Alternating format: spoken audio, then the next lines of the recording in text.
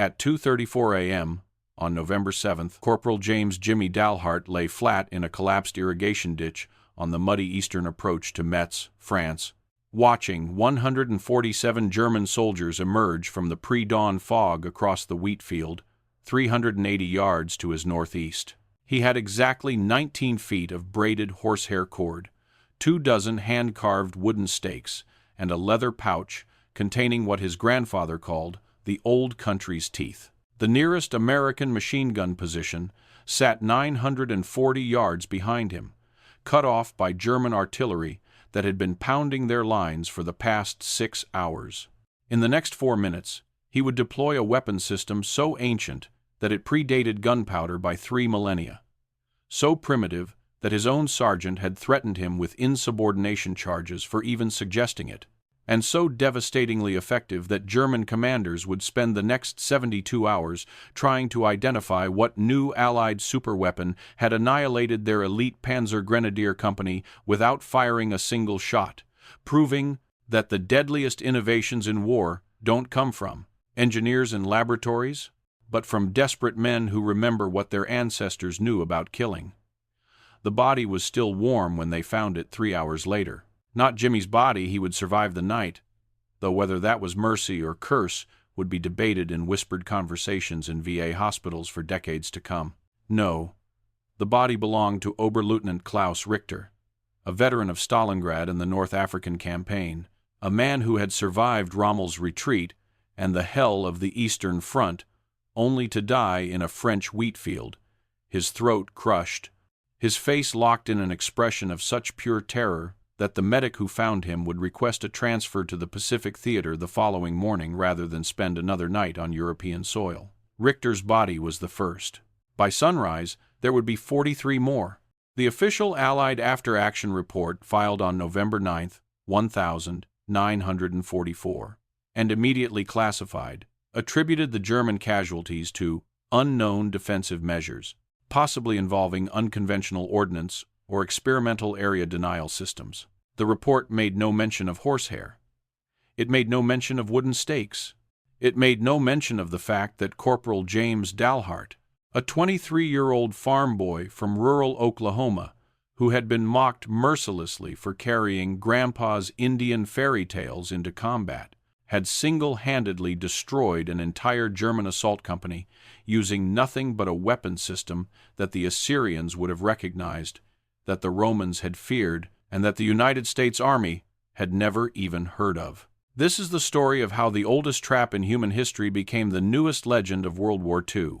This is the story of how one man's refusal to forget saved 90 American lives. This is the story they didn't want you to know. James Dalhart was born on March 3, 1921, in a 3-room farmhouse 12 miles outside Broken Arrow, Oklahoma, during a dust storm so fierce that his mother would later swear the midwife had to dig the baby out of a pile of red dirt that had blown through the window. His father, Thomas Dalhart, was a third-generation wheat farmer who had watched the Dust Bowl turn his family's land into a graveyard of failed crops and broken dreams. His mother, Sarah, was half-Creek Nation, though she rarely spoke of it being Indian in Oklahoma in the 1000. 920 seconds was like being a ghost in your own country, visible enough to be hated, invisible enough to be ignored. But Jimmy's grandfather was different. William Whitehorse Dalhart was Full Creek, a man who had been born before Oklahoma was even a state, who had seen the last of the buffalo and the first of the automobiles, who spoke English with an accent that made it sound like he was translating from a language the world had forgotten. He lived in a shack behind the main house, smoked hand-rolled cigarettes that smelled like sage and regret, and told stories that nobody believed anymore. "Boy," Whitehorse would say, sitting on his porch in the evenings while young Jimmy sat cross-legged at his feet. "You think war is about guns. You think it's about bombs and tanks and all that white man's machinery. But war is older than all that. War is about the ground beneath your feet. War is about knowing how a man moves, how he thinks, how he dies. Your people knew this. My people knew this. Before the white man came with his thunder sticks, we knew how to make the earth itself kill." Jimmy's father would shake his head whenever he overheard these conversations. "Pa, Don't fill the boy's head with that nonsense. This is 1,930 whatever. Nobody fights with bows and arrows anymore. Nobody digs pit traps. The world moved on. But Whitehorse would just smile his gap-toothed smile and say, "The world don't move on, Thomas. The world just forgets. And then it remembers again, usually when it's bleeding." Jimmy was 8 years old when his grandfather first showed him the snare. They were walking through the scrubland behind the farm, supposedly hunting rabbits, though they both knew the rabbits were too smart and the land too poor for any real hunting. Whitehorse stopped suddenly, knelt in the dust, and began gathering materials, dried grass, thin branches, and a strand of his own hair, which he pulled from his head without flinching. "Watch," he said, and his hands began to move with a speed and precision that seemed impossible for a man in his 70s. Twist, loop, pull, stake. Twist, loop, pull, stake. In less than 30 seconds, he had created something that looked like nothing, just a random scatter of grass and sticks on the ground, but when he placed a stick in the center of the design and pulled, the entire thing contracted with violent speed, the loop tightening into a noose that would have easily broken a man's ankle. "This," Whitehorse said, "is how you kill what you cannot see, and how you see what cannot be killed. The trap don't need bullets. The trap don't need you to be strong or fast or brave. The trap just needs you to understand one thing. Every living thing follows a path, and every path can be closed." Jimmy was fascinated. Did warriors really use this? Warriors? Whitehorse laughed, a sound like wind through dead leaves. "Boy, warriors use these to stop cavalry. You put 10 of these in the right place, you can stop 100 men on horses. You put 100 of these, you can stop an army. The trap don't care how brave you are. The trap don't care about your honor or your God or your flag. The trap just waits. And when you come, it takes you." Over the next 10 years, Whitehorse taught Jimmy everything: how to read terrain like a language, how to identify game trails and predict movement, how to weave snares from horsehair and sinew that could snap bones, how to construct deadfalls and pit traps and spring-loaded stakes, how to hide these devices so completely that even someone looking directly at them would see nothing but natural ground cover. "Why are you teaching me this?" Jimmy asked when he was 16, his hands blistering from hours of practice with the braided cord. Whitehorse looked at him for a long moment, his dark eyes seeming to see something far beyond the Oklahoma horizon. "Because the world is going to war again, boy. I can feel it. And when it does, you're going to need to know how to kill men who are better armed than you, better trained than you, better fed than you. You're going to need to know how to win when winning is impossible. And that's when you'll remember what an old Indian taught you about the ground beneath your feet." Jimmy didn't believe him. Not really. This was America in the late 1930s. There were rumors of trouble in Europe, sure, but that was an ocean away. What did Oklahoma farm boys have to do with European wars? Whitehorse died in the winter of 1940, 2 days before Christmas, sitting on his porch with a cigarette in his hand and a smile on his face. They found him frozen solid, looking east, as if he could see all the way to the battlefields where his grandson would soon fight.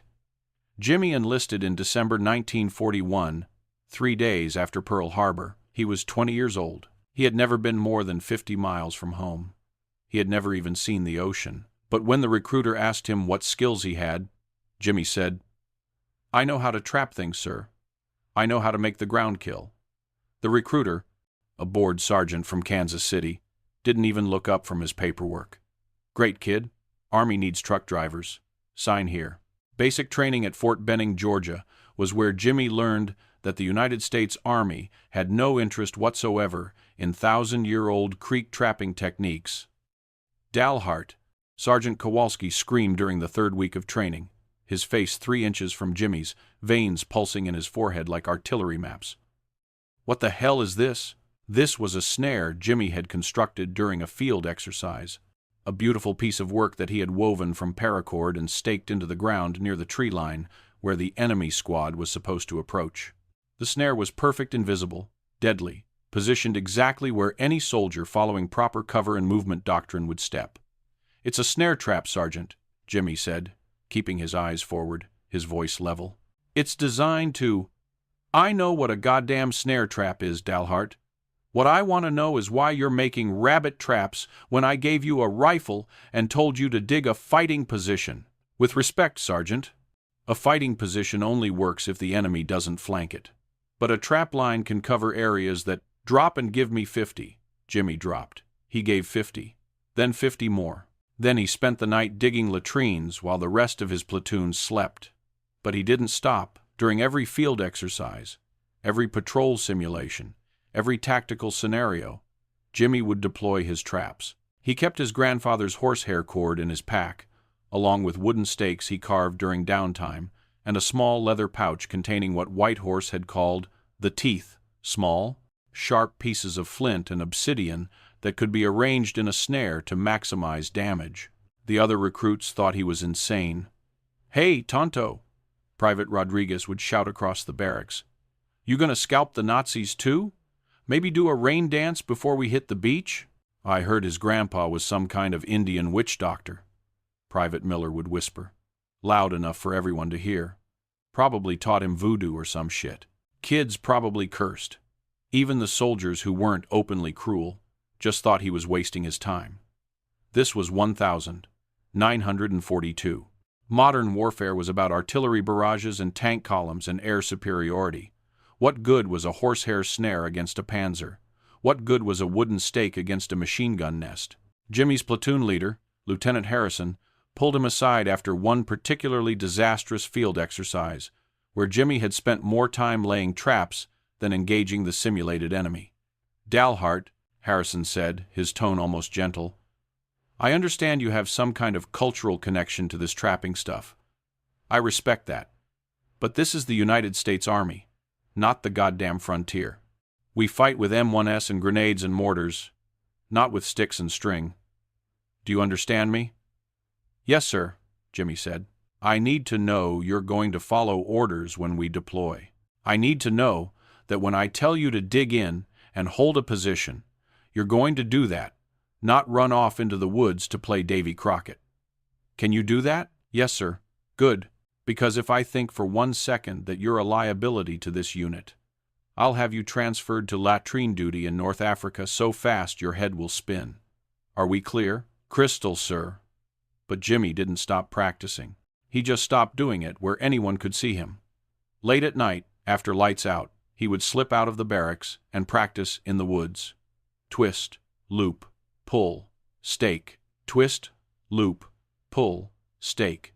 His hands moved by muscle memory now, the same way Whitehorse's hands had moved, creating deadly patterns in the darkness. He practiced on trees, on fence posts, on the training dummies behind the rifle range. He practiced until his hands bled, until the cord cut grooves in his palms, until he could deploy a full trap line blindfolded in under 2 minutes.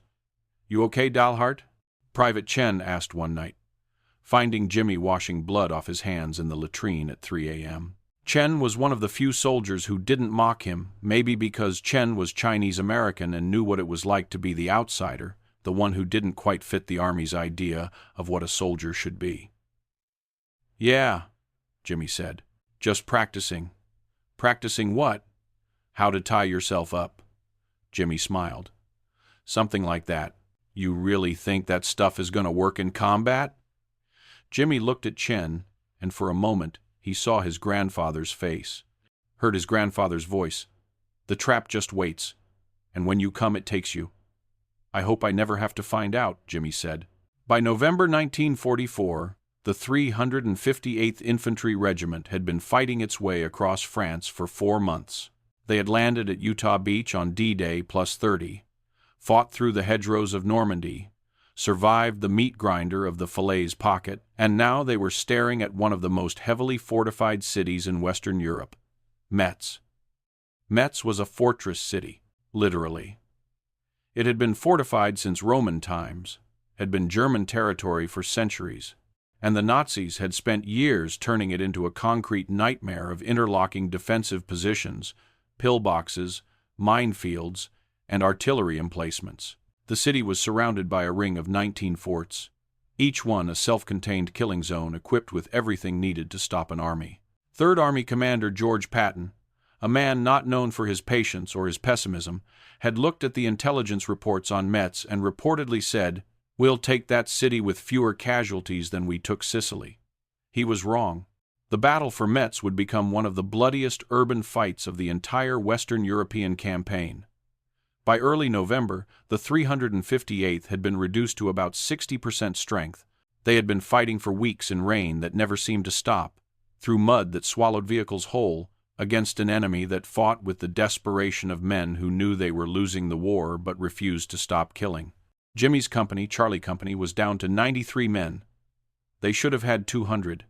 They were supposed to be resting in reserve, but there was no reserve anymore. Everyone was on the line. Everyone was bleeding.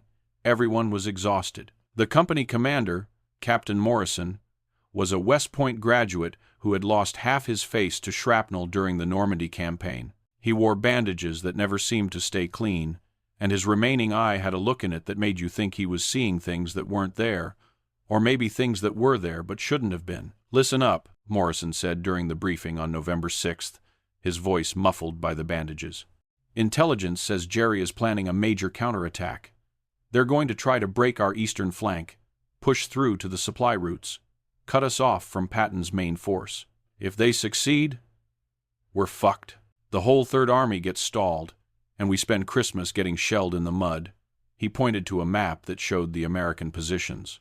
The eastern approach was a series of irrigation ditches and wheat fields, leading up to a low ridge where Charlie Company had established their defensive line.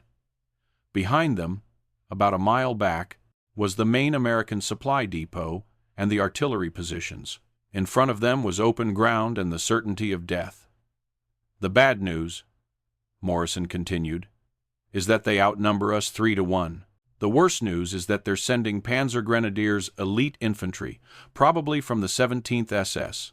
These aren't conscripts or old men or kids. These are the same bastards who nearly pushed us back to the beach on D-Day. They know how to fight, and they know we're weak." Sergeant Kowalski, who had somehow survived France while losing 3 toes and most of his hearing, raised his hand. "What about air support? Artillery?" "Weather's shit," Morrison said. "No planes. And our artillery is already committed to the main assault on Fort Driant. We're on our own." "Jesus Christ," someone muttered. "Yeah," Morrison said. "Him too." Dismissed. That night, Jimmy couldn't sleep. He sat in his foxhole on the eastern ridge, staring out at the wheat fields, listening to the rain hammer against his helmet. Somewhere out there in the darkness, 147 German soldiers were preparing to kill him and everyone he knew. He thought about his grandfather. He thought about the stories. He thought about the old man's words. "You're going to need to know how to win when winning is impossible." Jimmy opened his pack and took out the horsehair cord, the wooden stakes, and the leather pouch. He had carried these materials across an ocean, and through 4 months of combat, had protected them like sacred relics even while his fellow soldiers mocked him. Now, looking at them in the dim light of his foxhole, they looked absurd, primitive, a child's toys in a world of machine guns and tanks. But then he looked at the terrain. The wheat field in front of him was crisscrossed with irrigation ditches, perfect channels that would funnel enemy movement.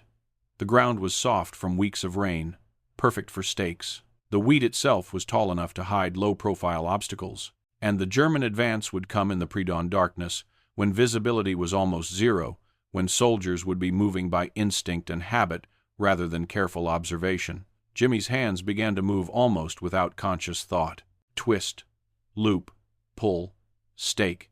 He worked all night, moving in complete silence, deploying his traps in a pattern that his grandfather had taught him, a pattern that Creek warriors had used against cavalry centuries ago. He placed them in the irrigation ditches where soldiers would naturally walk to avoid exposure. He placed them at the bases of small rises where men would push off with their lead foot to climb. He placed them near the few rocks and fence posts in the field, the places where someone might reach out for balance or cover.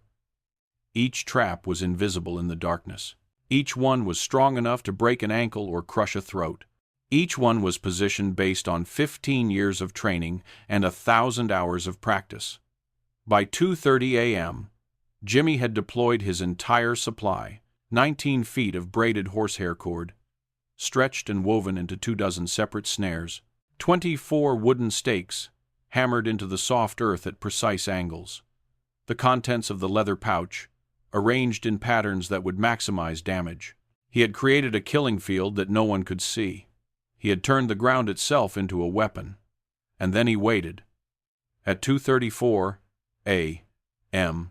on November 7th, 1944, Corporal James Dalhart saw them coming. They emerged from the fog like ghosts. 147 men in gray-green uniforms, moving in a loose skirmish line across the wheat field. They were 380 yards away, barely visible in the pre-dawn darkness. But Jimmy had spent enough time studying German tactics to recognize what he was seeing. A Panzer Grenadier assault company, probably reinforced with a heavy weapons section, advancing in a standard infiltration formation designed to get close to American positions before anyone could react. They were good. They were very good. They moved almost silently, maintaining spacing, using the natural contours of the ground for concealment. These were not the half-starved garrison troops defending the outer forts. These were professional killers. Behind Jimmy, the nearest American machine gun position was 940 yards back, and it had been silent for the past hour, probably knocked out by German artillery, possibly abandoned when the crew realized they were about to be overrun. The rest of Charlie Company was strung out along the ridge, but they were spread so thin that there were gaps of 50, 60, even 100 yards between positions. If the Germans broke through here, they could roll up the entire American line from the flank. Jimmy checked his M1 Garand. 8 rounds in the clip. He had 2 more clips in his belt. 24 rounds total to stop 147 men. The math was not encouraging. The Germans were 350 yards away now, moving faster, more confident. They knew the Americans were weak here. They knew this was the breaking point. Jimmy thought about firing, thought about raising the alarm, thought about doing what any normal soldier would do in this situation: shoot, shout, and pray. But then he remembered his grandfather's words. The trap don't care how brave you are. The trap just waits. So Jimmy waited, 300 yards. The Germans were moving through the wheat now, their forms partially obscured by the tall stalks. Good. That meant they couldn't see the ground clearly either. 250 yards. Jimmy could hear them now, the soft crunch of boots on wet earth, the occasional clink of equipment, the harsh breathing of men who had been running. He could smell them, too.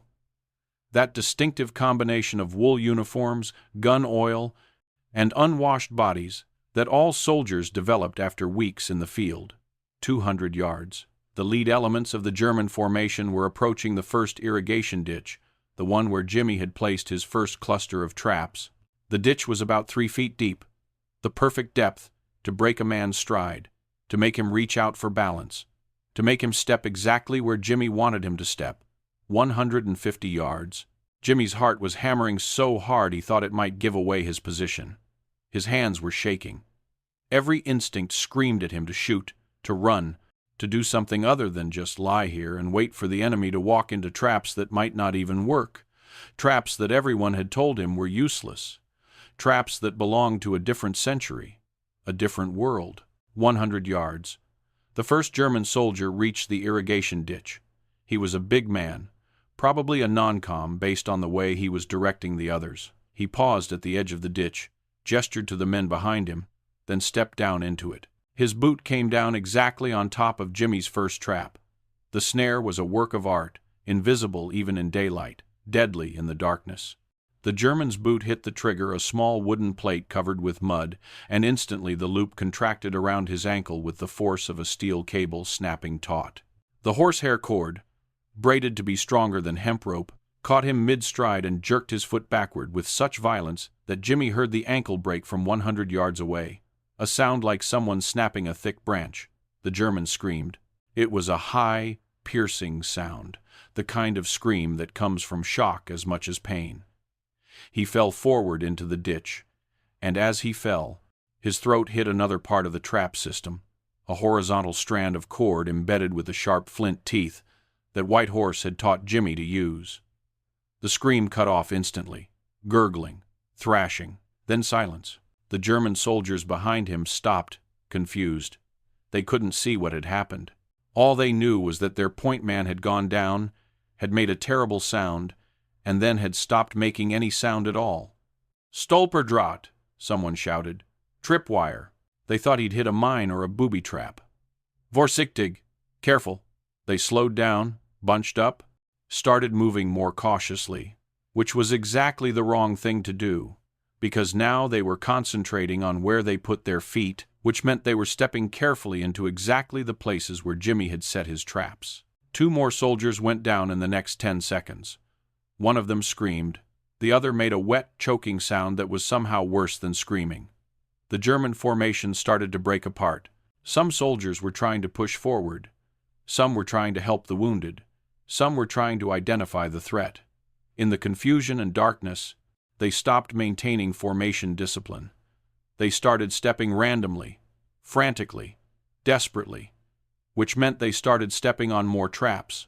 The killing had begun. Oberleutnant Klaus Richter had survived 2 years on the Eastern Front. He had survived Stalingrad, where men froze to death while standing upright, where the Russians attacked in human waves that turned the snow red for miles. He had survived Africa, where Rommel's brilliant maneuvering had come to nothing against overwhelming Allied material superiority. He had survived the retreat through Italy, the constant bombardment, the partisan attacks, the slow grinding certainty of Germany's defeat. He had survived all of that, but he would not survive a wheat field in France. "Was ist das?" "What is this?" Richter demanded, kneeling beside the body of his point man. The man's ankle was shattered, twisted at an impossible angle, and his throat had been opened by something that looked like it had been done with claws or teeth. But there was no animal here. There was no visible weapon, just a dead man lying in a ditch with his blood soaking into the French mud. "Herr Oberleutnant," one of his sergeants said, voice tight with fear, "we have multiple casualties. 3 men down in the last minute. I don't know what's happening. I don't see any mines, no tripwires, nothing." Richter pulled out his flashlight, a violation of every tactical rule, but he needed to see what was killing his men. The narrow beam of light swept across the ditch, and that's when he saw it. A pattern in the mud, almost invisible, a geometric design that looked like nothing until you understood what you were looking at. It was a trap, an animal trap, but scaled up, made deadly, deployed in multiples. "Fallen," Richter whispered. "Traps." Then louder, "Fallen. Es sind fallen überall." Traps. There are traps everywhere. But it was too late. His company had advanced into the killing zone, and now they were stepping on snares and deadfalls and spring-loaded stakes that Jimmy had positioned with the precision of a master craftsman and the tactical understanding of a soldier who knew exactly how men would move under stress. The Germans started screaming. Not all at once, but in a cascade of terror that spread through the formation like fire through dry grass. A man would go down, and the soldiers around him would panic and run. And in running they would trigger more traps, which would cause more panic, which would cause more running. It was a feedback loop of death. Private Schmidt stepped into a snare that wrapped around his leg and yanked him off his feet. As he fell, his hand reached out for balance and hit a pressure plate that released a spring-loaded stake, one of White Horse's favorite designs, updated with materials from Jimmy's field kit. The stake, driven by a coiled spring made from a disassembled bayonet, drove upward through Schmidt's palm with enough force to pin his hand to his own face. He screamed around the stake, drowning in his own blood. Corporal Muller, trying to help Schmidt, stepped on another trigger. This one activated a different kind of trap, something Jimmy had adapted from creek deer snares. A weighted cord that swung up from ground level and caught Mueller across the throat like a clothesline. The impact crushed his larynx. He fell to his knees, clawing at his throat, unable to breathe, unable to scream, slowly suffocating in the darkness. Sergeant Vogel, a veteran who had survived since 1939, recognized what was happening. "Back!" he shouted. "Everyone back! Withdraw to the starting line!" But withdrawing was just as dangerous as advancing. The traps didn't care which direction you were moving. Vogel himself triggered a snare that wrapped around his boot and jerked him backward into a concealed pit not deep, just 18 inches, but lined with sharpened stakes made from broken fence posts. He landed on 3 of them. One went through his thigh, one went through his shoulder, one went through his face. Oberleutnant Richter tried to maintain control. He was a professional soldier, a leader who had commanded men in situations where staying calm was the only thing that kept you alive. But this was different. This wasn't artillery. This wasn't machine gun fire. This wasn't even an ambush. This was the ground itself turning against them. "Lights!" Richter ordered. "I need lights on the field. Now!" Someone fired a flare. It arced up into the sky, burst into harsh white light, and illuminated the wheat field in stark, high-contrast detail. And that's when they saw it. The entire field was full of them. Everywhere the Germans had advanced, everywhere they had retreated, everywhere they had even thought about stepping, there were traps. They were beautiful in a terrible way. Geometric patterns that looked like some kind of ancient ritual diagram, a summoning circle drawn in cordage and wood and stone. And bodies. So many bodies. The flare light revealed at least 20 German soldiers down, scattered across the field in postures of agony and shock. Some were dead, some were dying. Some were trapped, literally trapped, caught in snares that they couldn't escape from, waiting for help that wouldn't come in time or maybe wouldn't come at all. "Mein Gott," someone whispered. "My God." Richter made a decision. It was the wrong decision, but in fairness to him, there were no right decisions available. "Machine guns," he ordered. "Suppressive fire. Saturate the American positions." The German MG-42s opened up, their distinctive ripping sound tearing through the night. 1,200 rounds per minute. The fastest sustained fire rate of any weapon in the war. Tracer rounds arced across the wheat field like angry red lines. And the noise was so loud that it drowned out everything else. The screaming, the dying, the wet sounds of men caught in traps trying to pull themselves free and only making it worse. But Jimmy wasn't in the line of fire. He had positioned himself off to the side, in a collapsed irrigation ditch that gave him a perfect angle on the German formation, but was outside their expected field of fire. He watched as they poured rounds into empty foxholes and abandoned positions, watched as they wasted ammunition on ghosts, watched as their discipline finally broke completely. Some of the Germans tried to advance again, thinking that the traps only covered a limited area. They were wrong. Jimmy had used all his materials, had deployed every trap he knew how to make, had created a defensive perimeter that covered every approach to his position. More men went down. An NCO stepped on a trigger and had his kneecap shattered by a spring-loaded strike plate. A young private, barely 18, got his arm caught in a snare that had been designed for larger game. The cord cut through his uniform, through his skin, through his muscle, down to the bone. A machine gunner, trying to set up his MG-42 on a small rise, put his hand on what he thought was a fence post and instead grabbed a stake that had been sharpened to a razor edge and coated with mud. He pulled back in shock, and the movement triggered the real trap. A snare around his ankle that yanked him backward down the rise where 3 more traps were waiting. It was systematic. It was methodical. It was efficient. It was slaughter. Oberleutnant Klaus Richter had seen enough. He had survived Stalingrad by knowing when to retreat. He had survived Africa by recognizing when a position was untenable. He had survived Italy by understanding that sometimes the bravest thing a commander could do was admit defeat and save his men's lives for a battle they could actually win. This was not a battle they could win. "Fall back," he ordered into his radio. "All units, fall back to the staging area. Leave the wounded." "Herr Oberleutnant," his second-in-command protested, "we cannot leave. We cannot stay." Richter snapped. "Whatever the Americans have deployed here, it's beyond our capacity to counter in darkness.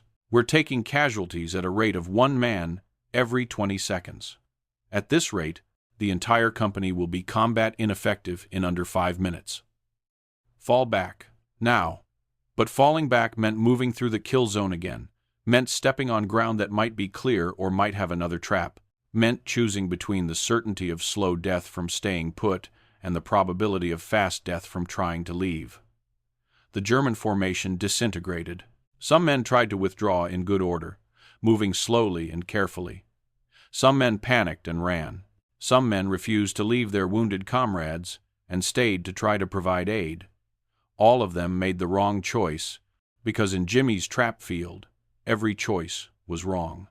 Richter himself made it about 15 yards before he stepped on the trap that Whitehorse had called the throat taker. It was a simple design, really. A snare positioned at ground level, almost invisible, designed to catch a boot and trip the victim forward. But positioned in front of the snare was a horizontal cord at exactly throat height, suspended between two stakes, embedded with flint teeth that would catch and rip. Richter's boot hit the snare. He pitched forward. His throat hit the cord. The flint teeth caught in his flesh and dragged, opening his carotid artery and his windpipe simultaneously. He had time for one thought before the darkness took him. This is how my ancestors must have died. Before guns, before civilization. Just men and the earth and death. Then he was gone. The German retreat turned into a rout. Men were running now, all tactical discipline abandoned, just trying to get away from the cursed field where the ground itself seemed to be alive and hungry. They ran over their own, wounded. They dropped their weapons. They screamed for help in a language that the darkness didn't understand and didn't care about. Jimmy watched it all from his irrigation ditch. He had not fired a single shot, had not thrown a single grenade, had not done anything except deploy the traps his grandfather had taught him to make 20 years ago in the Oklahoma scrubland. And now 147 German soldiers, the elite of the Wehrmacht, veterans who had survived the worst battles of the war, were being destroyed by horsehair and wood and stone. The screaming continued for another 20 minutes. Then it began to taper off. Then, finally, there was silence. The terrible, absolute silence of a battlefield after the killing is done. The sun rose at 6:47 a.m., and with it came the true scope of what had happened. Captain Morrison was the first American officer to reach Jimmy's position. He came with a squad of soldiers, weapons ready, expecting to find a German breakthrough or a massacre or both. Instead, he found Corporal James Dalhart sitting in his irrigation ditch, hands shaking, face pale, staring at a wheat field that had been transformed into a graveyard. "Jesus Christ," Morrison whispered, his one good eye trying to process what he was seeing. "Jesus Christ, Dalhart. What did you do?" Jimmy couldn't speak. He just pointed at the field. Bodies were everywhere. Some were caught in snares, their limbs twisted at impossible angles. Some had fallen into concealed pits. Some had bled out from wounds that looked like they'd been inflicted by animals or demons, rather than human-made weapons. The wheat was soaked with blood, trampled down by panicked men, torn apart by the desperate struggles of soldiers trying to free themselves from traps they couldn't see or understand. "Captain," one of the soldiers said, his voice high and tight. "Captain, are those snares?" Morrison knelt next to one of the traps, studied it for a long moment. It was a masterwork of primitive engineering, a design that looked simple until you understood the biomechanics involved, the understanding of human movement and psychology that had gone into its placement. "Dalhart," Morrison said quietly, "how many of these did you deploy?" "All of them," Jimmy said. His voice sounded strange to his own ears, like it was coming from very far away. "Every one I knew how to make. I worked all night. I covered every approach. I made the ground itself a weapon, just like my grandfather taught me." Morrison looked at the field again, looked at the bodies, looked at the patterns in the mud that showed where Jimmy had worked through the night, creating a kill zone that any ancient warrior would have recognized and any modern general would have to classify as something new, something unprecedented. "How many Germans?" Morrison asked. "I counted 147 inches the initial assault," Jimmy said. "I don't know how many got away. But, sir, I can tell you how many didn't." They spent the next 3 hours conducting a body count. It was grim work. Some of the German soldiers were still alive, trapped and dying slowly, beyond help. The American medics did what they could, but there wasn't much they could do. You can't save a man whose ankle has been shattered and whose throat has been opened by flint teeth. You can't save a man who's been caught in a snare for 6 hours, whose leg has lost all circulation, who's going into shock from blood loss and hypothermia. The final count was 43 German dead. Another 27 wounded so badly they wouldn't survive the day. 31 more with injuries that would take them out of combat permanently. Shattered bones, severed tendons, psychological trauma that no amount of military discipline could overcome. 101 German casualties from a single soldier's trap line. 0 American casualties from the assault that was supposed to break the entire eastern flank. The numbers were so disproportionate that they didn't seem real. Combat didn't work like this. Modern warfare didn't produce casualty ratios of 1-0-1 to 0, but the bodies were real. The blood was real. The traps were real. "We need to document this," Morrison said. "Get intelligence up here. Get engineers. Get anyone who understands tactical innovation. This is..." He paused, searching for words. "This is going to change things."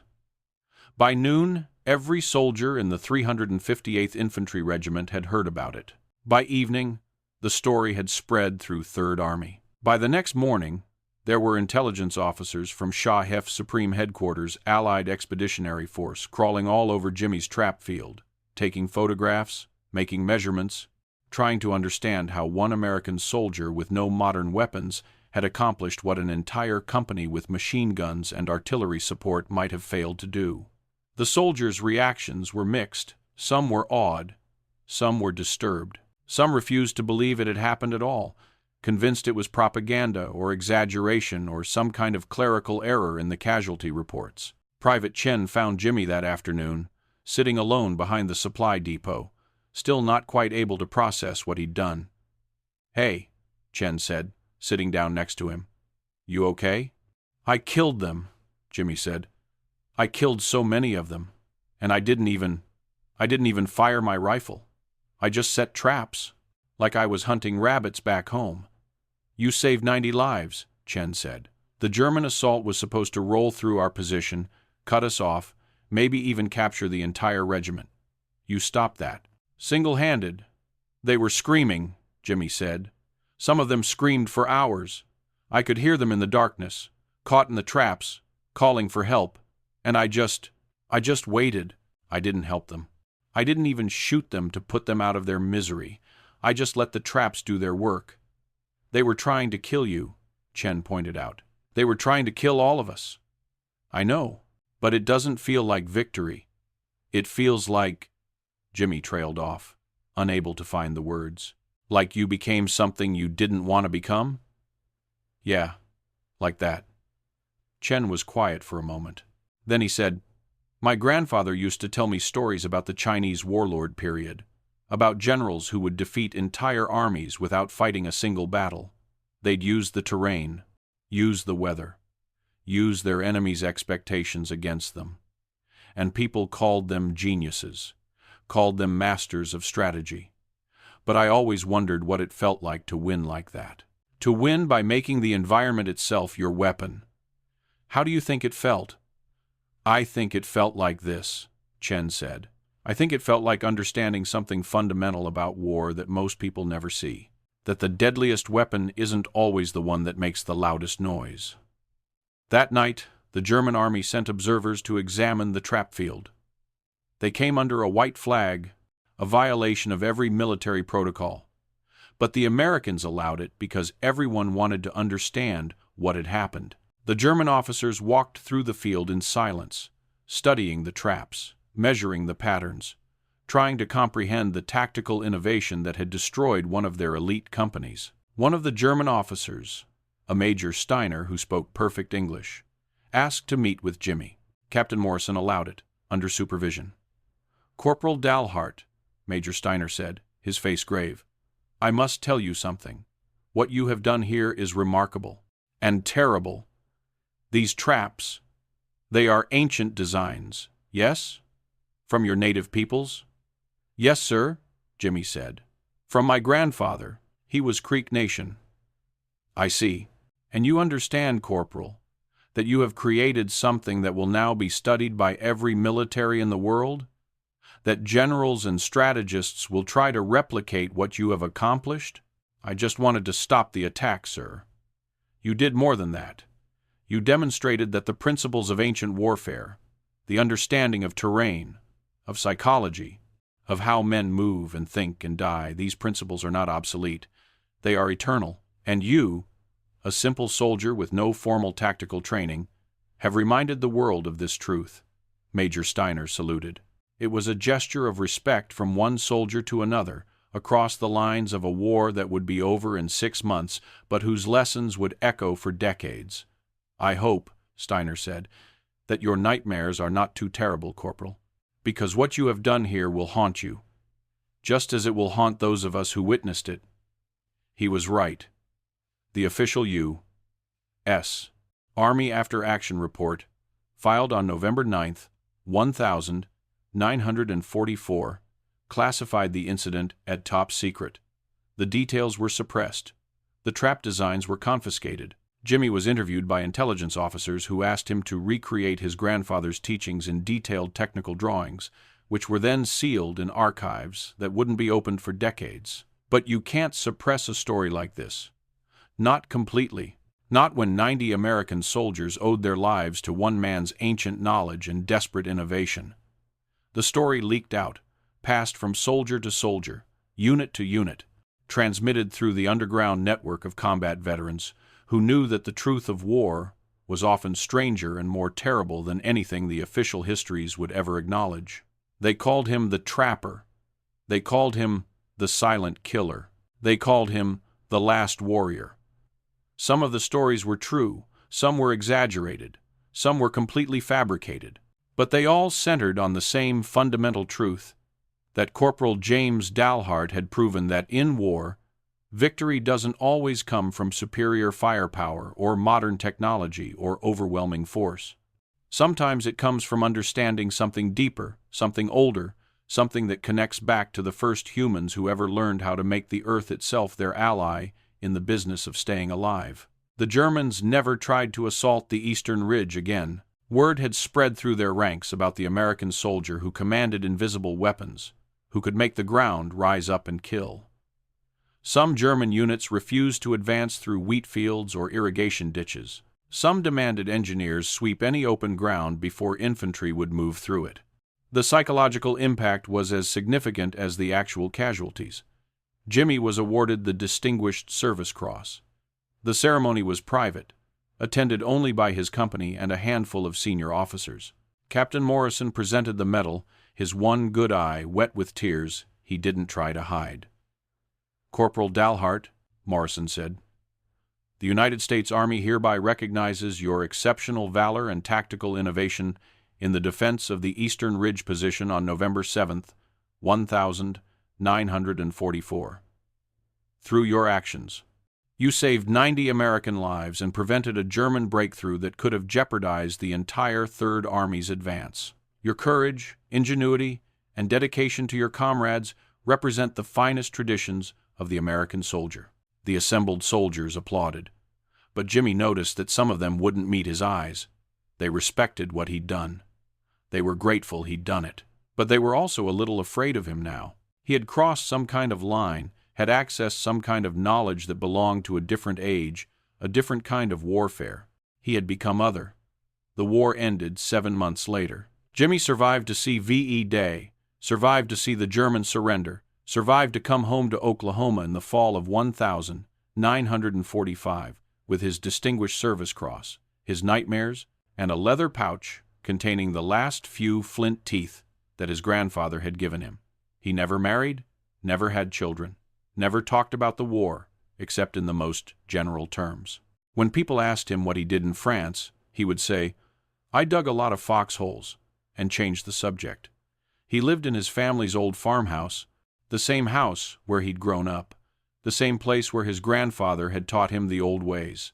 He worked the land, though the land had never been kind, and grew less kind with every passing year. He sat on his porch in the evenings, smoking cigarettes that smelled like sage and regret, looking east as if he could still see the wheat field in France, still hear the screaming, still feel the weight of knowing that he had killed 101 men without ever firing a shot. The nightmares never stopped. In them, he was back in the irrigation ditch, deploying his traps, But this time, when the Germans came, they had the faces of people he knew: his father, his mother, Private Chen, Captain Morrison, even Whitehorse himself. And he couldn't stop deploying the traps. His hands moved by muscle memory, twist and loop and pull and stake, creating death in the darkness while everyone he'd ever cared about walked toward him, unable to see the patterns in the ground, unable to understand what was waiting for them. He would wake up screaming, his sheets soaked with sweat, his hands moving through the motions of trap setting even in sleep. A few other veterans found him over the years. They would show up at his farm, men who had heard the stories and wanted to know if they were true, wanted to learn the techniques, wanted to understand how he'd done it. Jimmy always told them the same thing. Don't learn this. Don't carry this knowledge. It's heavier than you think. It doesn't make you stronger. It makes you into something different, something that doesn't quite fit in the world anymore. But some of them persisted. And because Jimmy couldn't quite refuse a brother veteran, he would teach them. Out in the scrubland behind his farm, where his grandfather had first taught him, he would pass on the knowledge: twist, loop, pull, stake, the geometry of death, the psychology of the trap, the understanding that every living thing follows a path, and every path can be closed. And then those men would leave, carrying the knowledge with them. And Jimmy would wonder if he was creating more people like himself, people who understood something that most humans had forgotten, people who could look at innocent ground and see only the patterns of killing, people who had crossed a line they could never uncross. In 1998, 53 years after the end of World War II, a military historian named Dr. Sarah Chen, no relation to Private Chen, though she would later discover that connection and write a moving epilogue about two Chinese-American families connected by war, was granted access to previously classified U.S. Army files from the European theater. In a box marked Unconventional Warfare, Tactical Innovation, Restricted, she found a manila folder labeled Incident Report, Eastern Ridge, the 7th of November, 1944. Inside were detailed photographs of Jimmy's trap field, technical drawings of the snare designs, casualty reports, witness statements, and a handwritten note from an unknown intelligence officer that read, "Subject demonstrates tactical capabilities that predate modern warfare doctrine by approximately 3,000 years. Effectiveness rating, unprecedented. Psychological impact on enemy forces, extreme. Recommend immediate study and potential integration into special operations training. Recommends subject never be deployed in this capacity again. Psychological toll appears severe." Dr. Chen tracked down Jimmy's records, found that he had died in 1987, alone in his farmhouse, his body discovered 3 days later by a neighbor who had noticed that the lights hadn't been turned on. The coroner ruled it natural causes heart failure, common enough in a 76-year-old man. But the neighbor reported that Jimmy's hands had been found in a strange position, fingers crooked as if holding something, as if even in death he was still setting traps. Among Jimmy's effects, the neighbor found a wooden box containing horsehair cord, hand-carved stakes, and a leather pouch full of flint fragments. There was also a letter, sealed and addressed, "To whoever finds this." Dr. Chen obtained a copy of that letter. With the permission of Jimmy's estate, such as it was, he had died intestate, with no heirs, his property claimed by the state. She published it in her book, The Last Warrior, Forgotten Innovations of World War II. The letter read, "To whoever finds this, my name is James Dalhart. On November 7th, 1944, I killed 101 German soldiers using techniques my grandfather taught me. I did this to save my comrades. I did this to defend my position. I did this because I had no other choice. But I want you to know something that the official reports don't say. I want you to know that I did not feel victorious. I did not feel proud. I felt like I had reached back through time and brought something forward that should have stayed buried. War is terrible enough with modern weapons that kill from a distance, that let you pretend you're not really taking a life, just pulling a trigger or pressing a button. But what I did was different. What I did required me to understand how men move, how they think, how they die.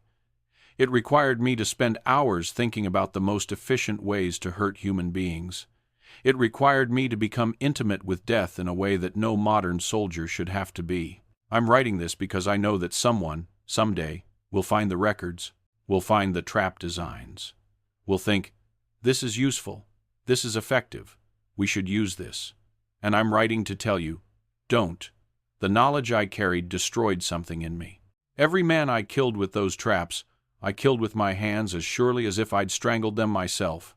Every scream I heard in that wheat field, I still hear. Every night.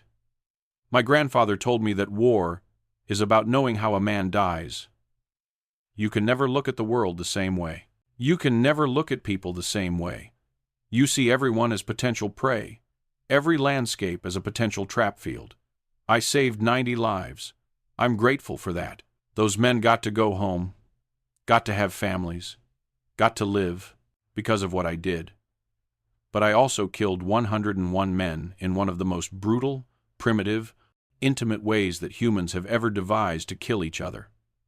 And that cost something. It cost me my peace. It cost me my ability to connect with other people.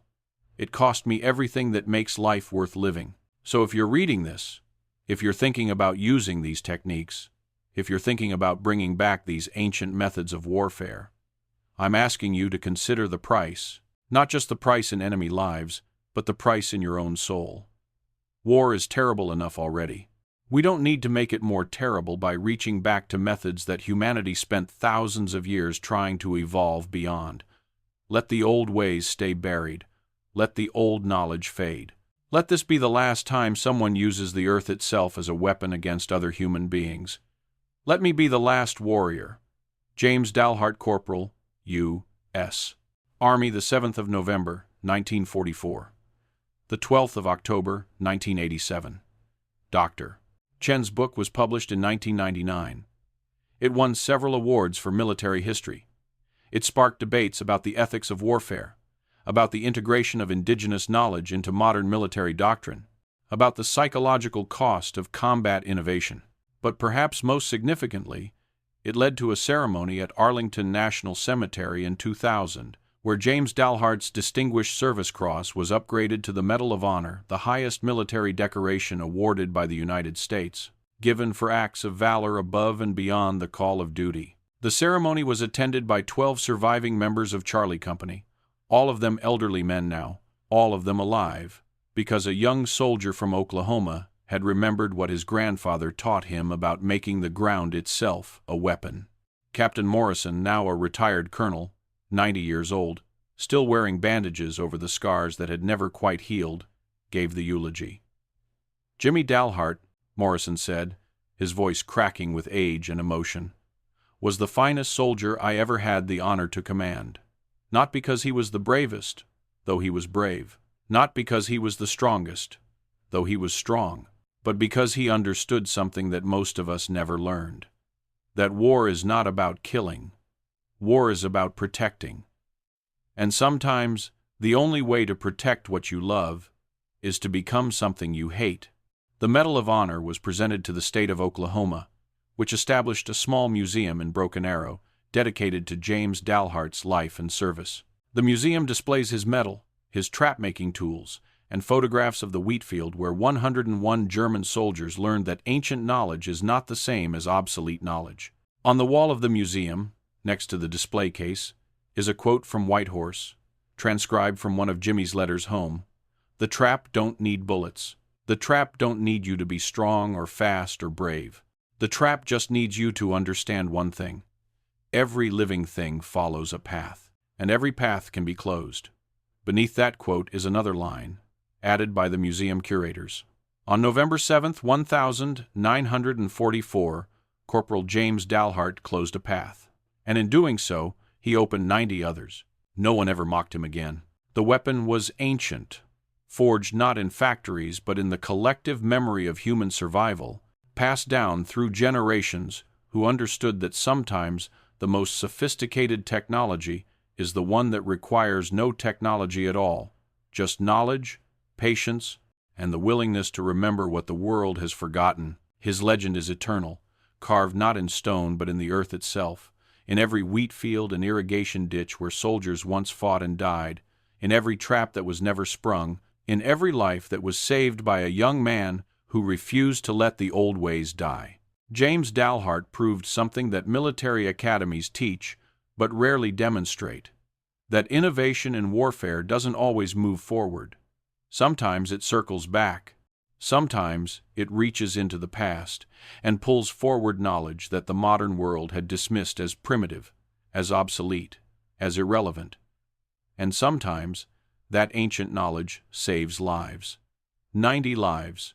For the price of one man's peace. It was a bargain that Jimmy Dalhart never stopped regretting and never stopped being grateful he'd made. And in that paradox, that simultaneous regret and gratitude, that understanding that sometimes you have to become a monster to stop other monsters, lies the true lesson of the invisible trap that saved 90 lives. The lesson that war demands costs we can never fully calculate. The lesson that survival sometimes requires us to reach back to methods we thought we'd evolved beyond.